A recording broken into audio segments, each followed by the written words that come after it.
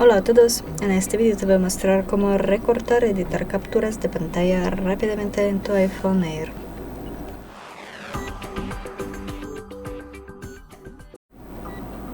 Primero hacemos la captura, presiona al mismo tiempo el botón lateral y el botón de subir volumen.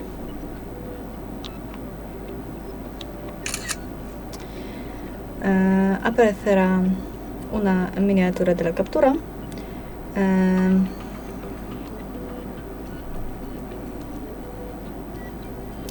Y aquí podemos recortar la imagen viendo los bordes, añadir